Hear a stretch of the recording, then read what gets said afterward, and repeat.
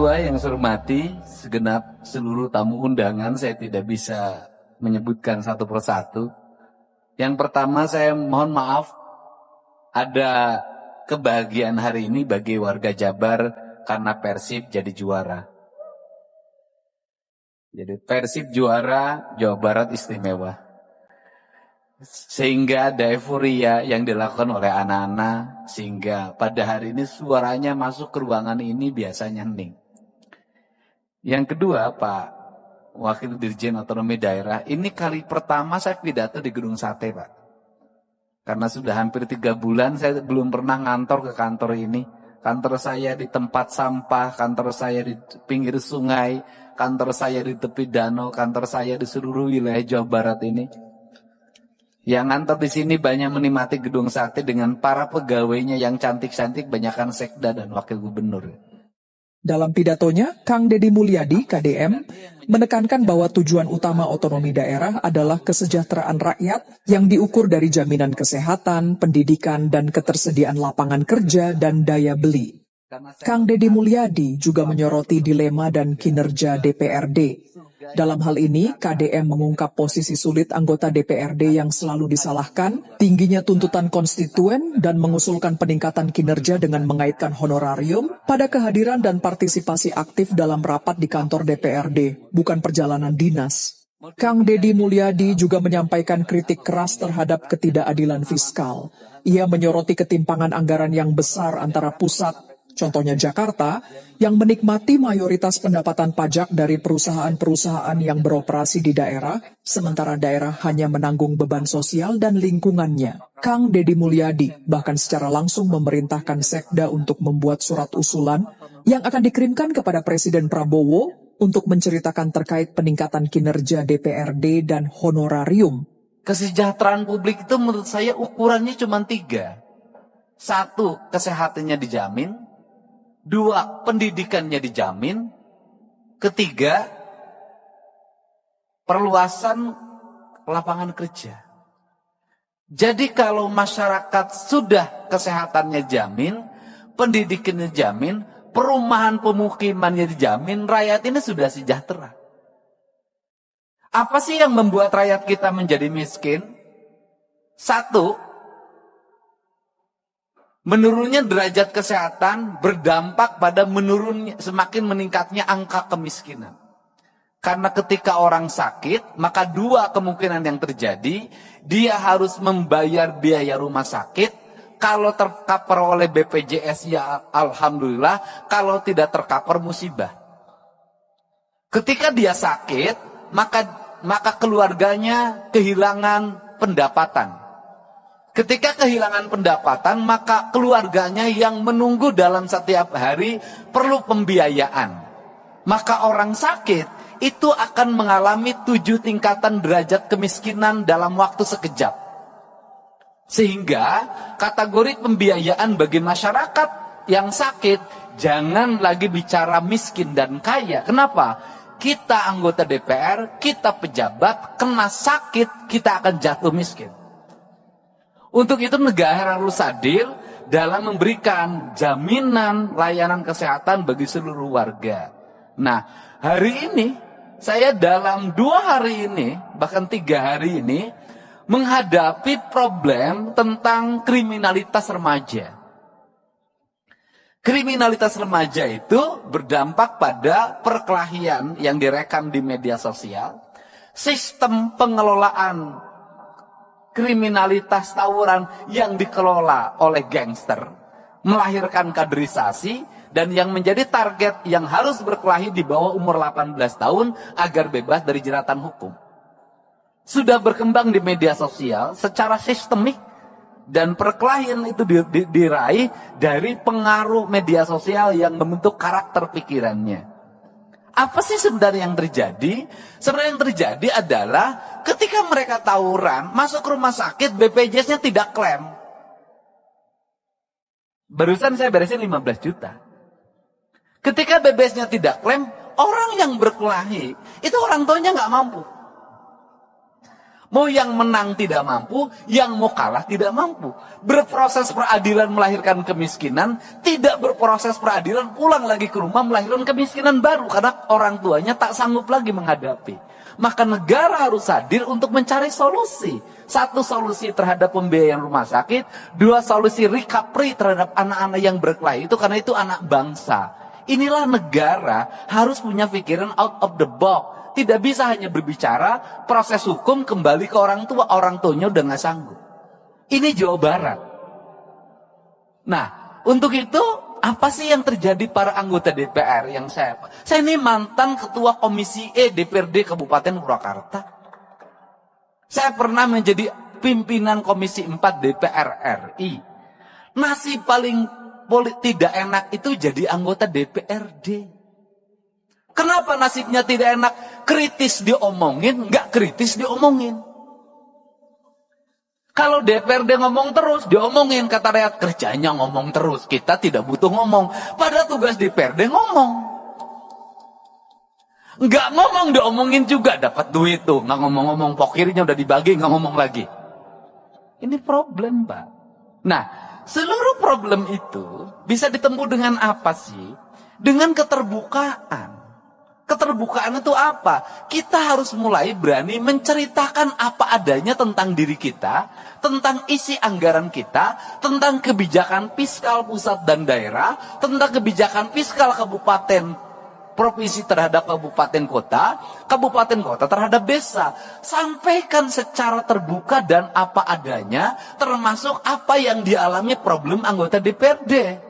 Apa sih problem anggota DPRD? Saya ini anggota DPRD, pernah ngalamin. Begitu jadi pinjem bank. Honornya tinggal sisa 5 juta lagi. Istri nambah 1 lagi.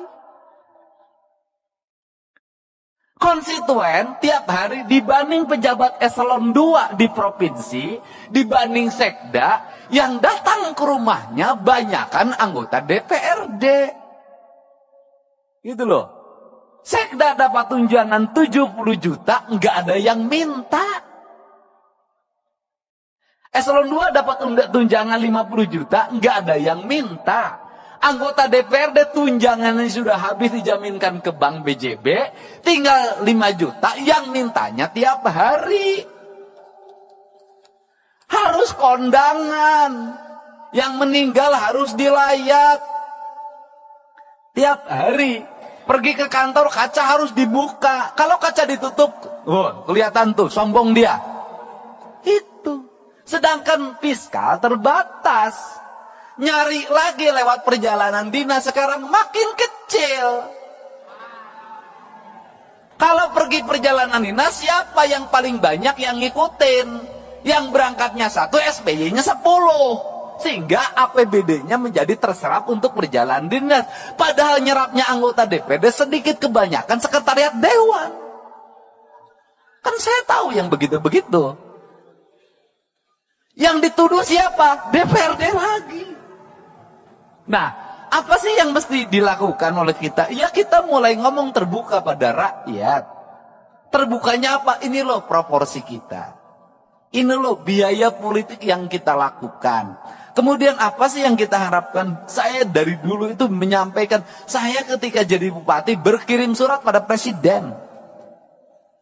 Berkirim suratnya adalah, saya bilang begini, kalau pemerintahan ingin efektif, kalau perda ingin cepat pembahasannya, kalau aspirasi publik setiap hari bisa diterima oleh anggota DPRD, saya berulang-ulang menyampaikan bahwa peningkatan kesejahteraan anggota DPRD, honorariumnya harus dilakukan lewat rapat-rapat DPRD.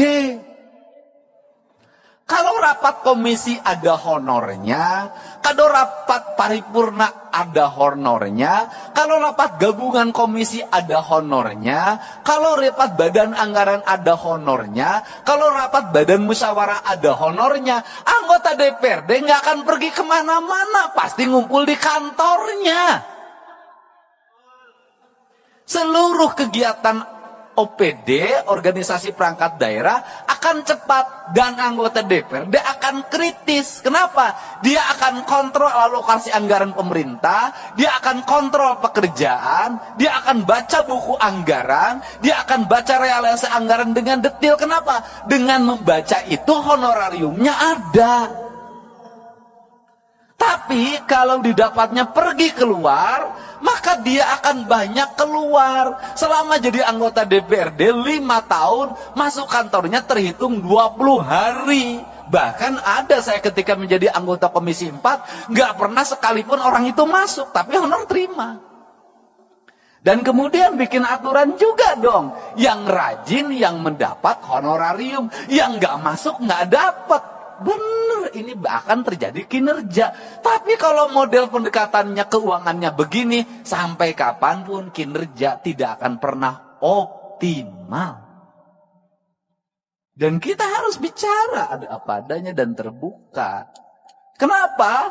Ya karena juga memang anggota DPRD malu juga terhadap berbagai hal. Tapi gimana rasa malu dikalahkan oleh rasa butuh? Kan ini yang harus terjadi. Nah, untuk itu mari kita bersama-sama untuk mengupayakan ini. Saya sebagai gubernur, Pak Sekda, bikinkan surat hari Senin. Saya akan berkirim surat lagi buat Pak Prabowo, buat Pak Presiden kita. Saya akan ceritakan ini. Untuk apa? Mendorong kinerja DPRD. Kinerja aparat kami akan terevaluasi dengan baik. Karena anggota DPRD-nya ada di kantor dalam setiap hari. Saya ngalamin dulu sebagai anggota badan anggaran. Sering bertengkar sama badan musyawarah. Bertengkarnya apa? Banyak-banyakin rapat. Kalau badan anggaran sebulan 12, badan musyawarah suka bikin 23. Saya bilang, kenapa kamu 23? Kalau badan anggaran kan 11 juga ada duitnya. Ngomongnya anggaran. Badan musyawarah jadwal doang. Kan begitu. Padahal belum tentu juga zaman sekarang. Kan kita kan kalau DPR diomongin pasti duit, Pak. Pasti pendapatan. Kenapa? Kadurungku kabutuh. Beda dengan Pak Sekda. Kenapa? Aman. Birokrat itu kan dapat duit masuk ke rekening semua. ATM-nya dipegang istrinya. Iya kan? Nah, kalau anggota DPRD tiap bulan tinggal setruknya. Kan saya tahu. Gitu loh. Makin ke sini, makin mepet, makin kecil. Nah, beda dengan DPR RI. Udah Bu, kalau DPR RI pernah ngalamin. Apalagi sekarang Bu, makin naik lagi. Padahal modal jadi anggota DPRD provinsi dan DPR RI itu sama. Lalu saya tentu tahu yang gini-gini, kan kita pengalaman Pak. Ya kan saya cuma nasibnya lebih bagus aja daripada bapak-bapak. Mudah-mudahan ke depan Bapak juga nasibnya bisa jadi gubernur lah di daerah masing-masing. Tapi jangan di Jawa Barat. Berat lawan saya. Nah ini. Nah untuk itu maka kita ingin harapan kita ke depan adalah ingin membangun keadilan fiskal. Keadilan fiskal itu gimana sih? Saya kemarin ketemu sama Gubernur Kalimantan Timur. Ini makan pemikiran, kan kita boleh dong punya pemikiran. Saya bilang, Gubernur Kaltim, penduduknya berapa? 4 juta. Berarti kalau 4 juta, saya rata-rata satu rumahnya 4, saya bilang. Berarti rumahnya kan cuma 1 juta. Iya. Loh, kalau penduduk Kaltim 1 juta, rumahnya cuma 1 juta, kan sebenarnya bagi Kaltim, ngasih 5 juta per rumah bisa. Karena 1 juta kali 5 juta, 5 triliun, Pak. Artinya, masyarakat Kaltim untuk sejahtera itu sangat bisa. Beda dengan Jabar. Untuk Papua, lebih bisa lagi. Untuk daerah yang memiliki pendapatan daerahnya tinggi dan hasil alamnya besar, sebenarnya sangat ini mungkin terjadi. Nah, apa sih yang terjadi hari ini adalah pola pengelolaan keuangan yang tersentral. Nah, problemnya di mana? Ini saya ngomong Jakarta. Jakarta ini Pak, penduduknya di bawah 10 juta. APBD-nya 90 triliun. Kalau di Jakarta itu dari 10 juta ada 2 juta kepala keluarga, itu orang Jakarta bisa digaji per kepala keluarga 10 juta. Kenapa? Karena 10 juta dikali 2 juta hanya 20 triliun. Kalau saya gubernurnya bagi. Beda. Kalau Jabar 50 juta. Nah, untuk itu, apa sih yang mesti kita lakukan hari ini? Mari kita bersama-sama melakukan telaah terhadap ini semua untuk kepentingan bangsa. Agar apa? Agar ke depan bangsa kita terus mengalami peningkatan sumber daya manusia. Artinya bahwa sumber daya pendidikannya meningkat, sumber daya ekonominya meningkat, kesejahteraan meningkat. Maka saya selalu berfokus pada keadilan fiskal. Keadilan fiskal saya selalu berfokus pada ketika jadi pemimpin, itu saya selalu punya angan-angan dan punya harapan.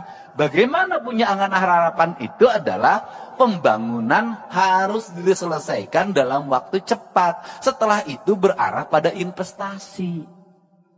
Nggak bisa pembangunan gini-gini terus. Yang tahun ini menjadi proyek tahun ini. Yang tahun ini menjadi proyek tahun ini. Yang tahun ini menjadi proyek tahun ini. 5 tahun proyek birokrasi itu juga. Negara nggak akan maju sampai kapanpun. Tetapi yang harus dilakukan adalah apa yang kita selesaikan dalam waktu 1 tahun, apa yang waktu 2 tahun, apa yang waktu 3 tahun, apa yang waktu 4 tahun, apa yang waktu 5 tahun.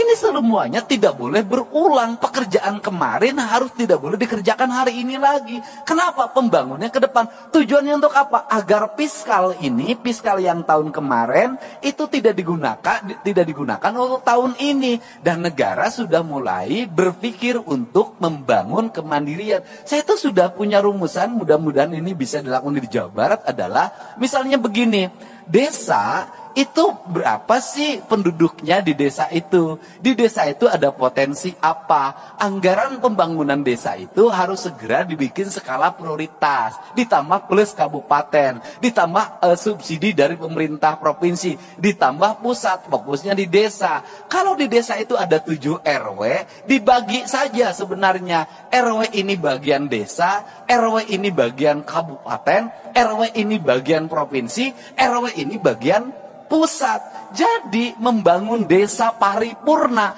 itu bisa selesai dalam waktu 2 tahun.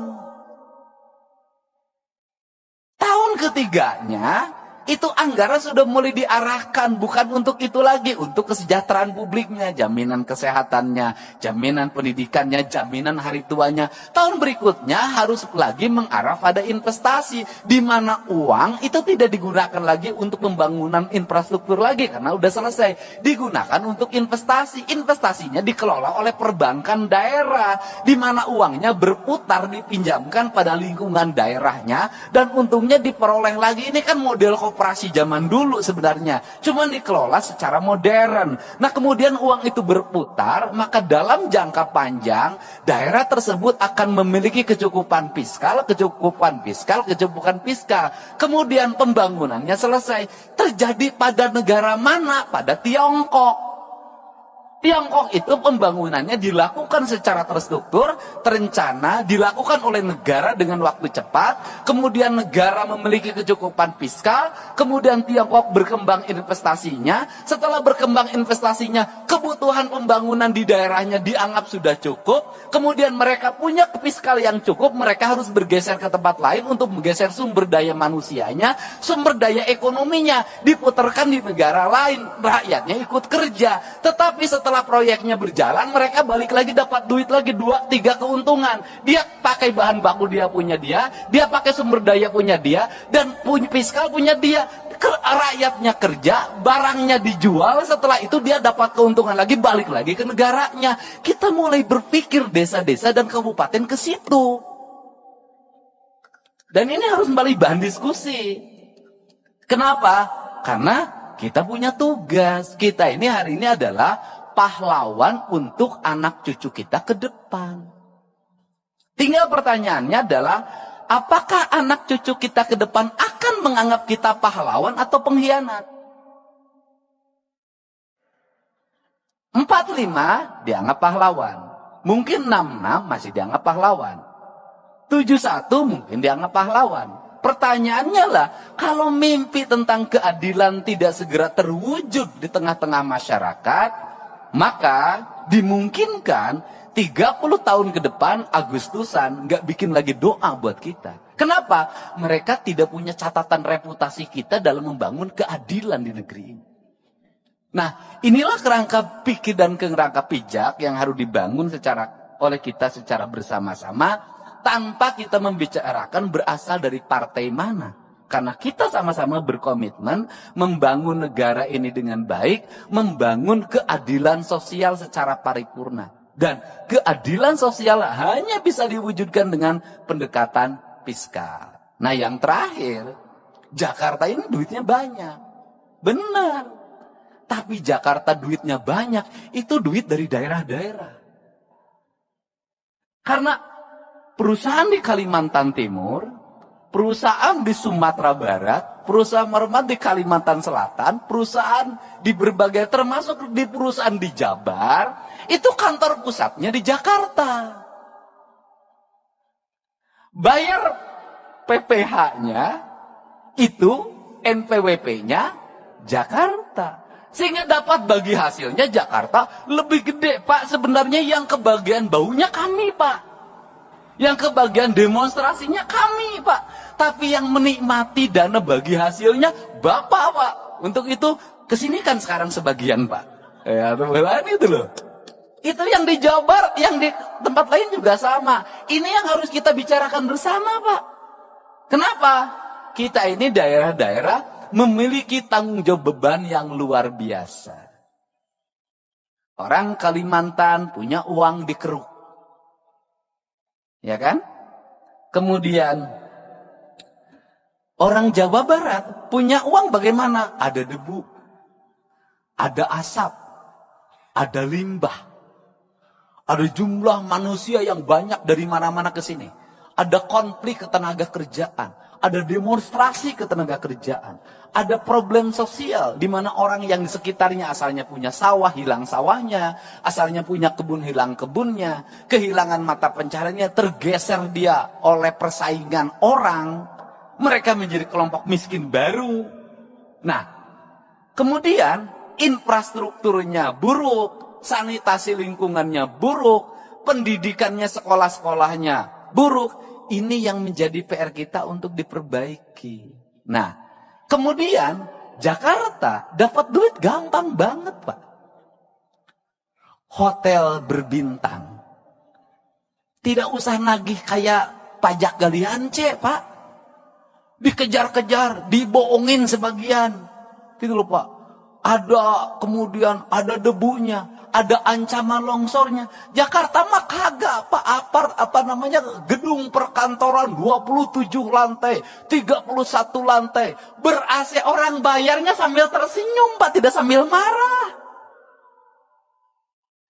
Berjejer, tanahnya harganya meningkat sehingga dapat berkah. Makanya Bapak dapat berkah jadi ketua DPRD orang Betawi di Jakarta, Pak. Untung tidak jadi ketua DPRD di Jawa Barat, Pak. Ketuanya pas rambutnya sampai lepas, Pak. Saking pusing, Pak. Nah, ini kan yang harus dibicarakan oleh kita, dan saya ingin para anggota DPRD dalam pertemuannya ada rekomendasi kontributif bagi perbaikan bangsa. Bagi upaya membangun keadilan sosial, bagi upaya melakukan kebijakan keadilan fiskal. Karena apa? Karena negeri ini hanya bisa dibangun dengan fiskal yang baik, fiskal yang sehat, fiskal yang terencana, fiskal yang terarah, dan fiskal yang tidak lari ke luar negeri. Fiskalnya harus berputar di sini. Untuk itu saya mengucapkan terima kasih. Semoga kalau tadi Pak Ketua DPRD Jawa Barat sudah dinobatkan sebagai ketua terpilih, saya ucapkan selamat, Pak. Ya kan? Karena yang menyampaikannya Ketua DPRD DKI yang ketua hari ini. Dan saya baru, Pak, sepanjang sejarah berdemokrasi, Pak, ada ketua asosiasi, partainya beda, daerahnya beda, menyerahkan tampuk kekuasaan pada bapak. Pada tempat tadi yang partainya berbeda. Kenapa itu diberikan? Karena memang nggak ada honornya, Pak. Ya Pak ya, duitnya kan harus nyari sendiri Pak. Tapi selain itu adalah bentuk penghormatan dan penghargaan. Gitu loh. Penghormatan dan penghargaan jauh lebih tinggi dibanding honor. Untuk itu kan jadi ketua DPR itu mencari kehormatan dan mencari penghargaan, bukan mencari honor. Makanya honornya nggak usah gede-gede. Bohong kata, harus lebih tinggi lagi. Saya ucapkan terima kasih para wakil ketua DPRD Provinsi Jawa Barat. Mudah-mudahan pertemuan ini pertemuan yang berkah, pertemuan yang membawa kebaikan, dan pertemuan yang bisa melahirkan rasa adil bagi kepentingan masyarakat Indonesia.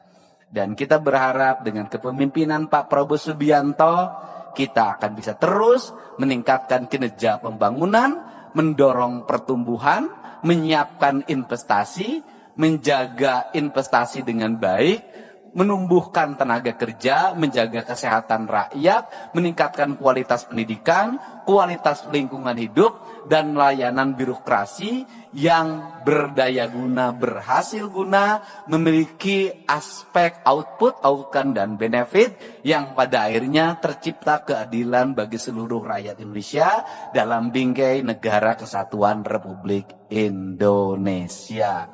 Saya ucapkan terima kasih, dan terakhir, ini bahan renungan kita Pak. Ini saya selalu ngomong berulang-ulang. Gedung ini namanya gedung sate Pak. Satenya itu ada 6 Pak.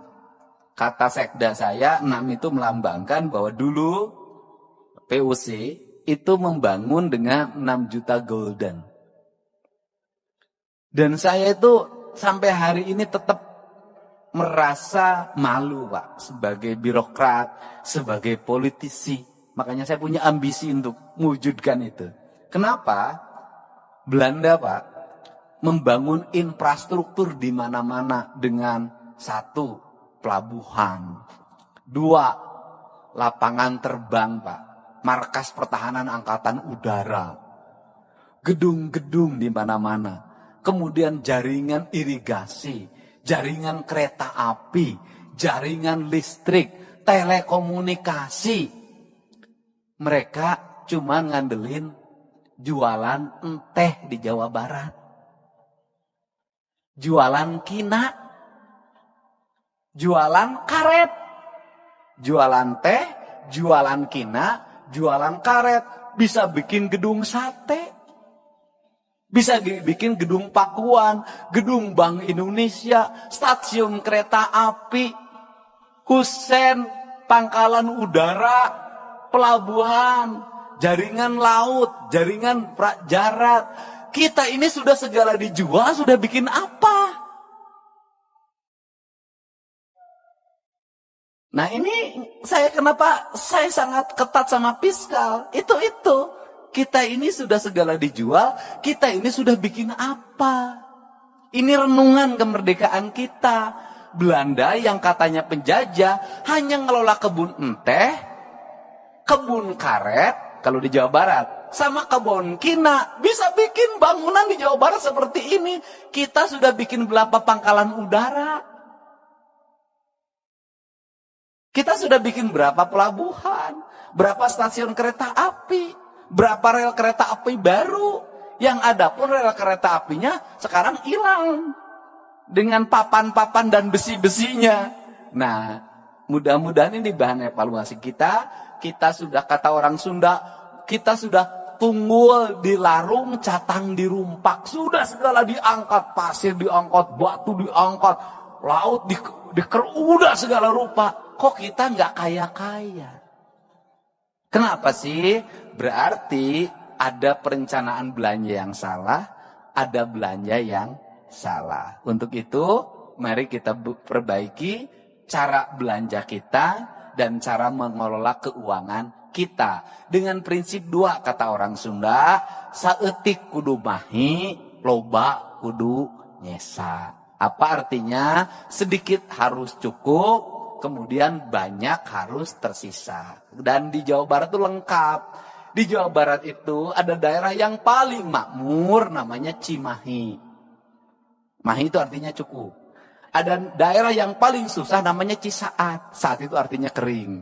Nah itu Jawa Barat. Dan Jawa Barat itu kekuatannya di air. Jadi kalau orang Jawa Barat pengen makmur, maka perkuatlah pengelolaan air. Kalau airnya terjaga, bersih, terpelihara, Jawa Barat akan subur, makmur, gemah ripah, loh jinawi. Demikian saya ucapkan terima kasih, mohon maaf atas segala kekurangannya. Semoga pertemuan ini pertemuan yang membawa kebahagiaan ketika pulang ke rumahnya masing-masing. Semoga betah di Bandung, bisa makan di Bandung, tidur nyenyak di Bandung, tapi tidak boleh tidurnya ditemani oleh orang Bandung. Hatur nuhun, wallahu muwaffiq ila aqwamit thoriq. Assalamualaikum warahmatullahi wabarakatuh.